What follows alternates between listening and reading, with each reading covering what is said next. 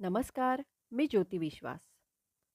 कथा, काव्य, नाट्यलेखन असे विविध प्रकारचे आणि विविध विषयांवर लेखन करणाऱ्या उन्नतीताई गाडगीळ यांनी गुरुपौर्णिमेनिमित्त गुरु-शिष्य आणि गुरु व विद्या या परंपरांची श्रीमंती सांगणारा लेख लिहिला आहे. मी ज्योती विश्वास हा लेख सादर करत आहे. भारतातली गुरुपरंपरा खूप मोठी आहे, हे आपल्याला माहीतच आहे.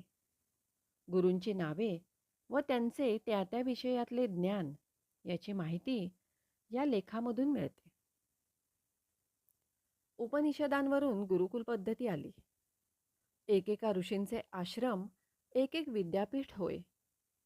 धौम्य व शौनक ऋषींच्या आश्रमात शेती शिक्षण, वसिष्ठ व जमदग्नींच्या आश्रमात धर्मविद्या, मार्कंडेय ऋषींच्या आश्रमात धनुर्विद्या, भारद्वाज ऋषींच्या आश्रमात यंत्रविद्या व विमानविद्यादान, चरक सुश्रुत ऋषींच्या आश्रमात औषधविद्या, भरतमुनींच्या आश्रमात नृत्य गायन वादन विद्या, गौतम ऋषींच्या आश्रमात सृष्टीनियम, कणाद ऋषींच्या आश्रमात अणु परमाणूचे सिद्धांत तरंगवाद इत्यादी शिक्षण, नारद मुनी आश्रमात भजन कीर्तन इत्यादी, कपिल मुनी आश्रमात अध्यात्मविद्या, पतंजली आश्रमात योगदान, भार्गव ऋषींच्या आश्रमात युद्धकला, शांडिली व कौंडिल्य आश्रमात व्यापार, शाकुनेय आश्रमात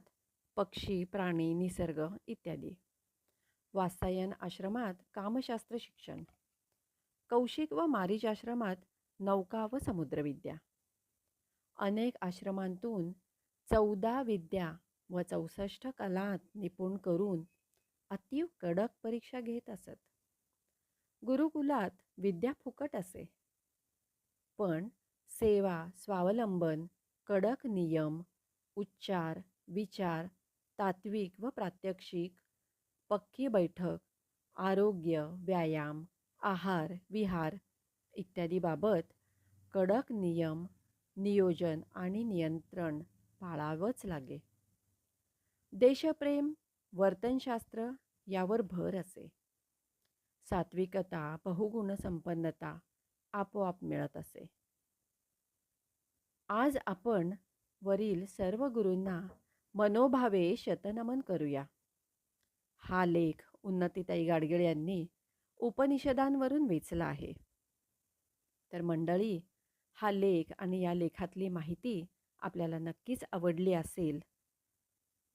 चॅनलला लाईक, शेअर आणि सबस्क्राईब करायला विसरू नका. धन्यवाद.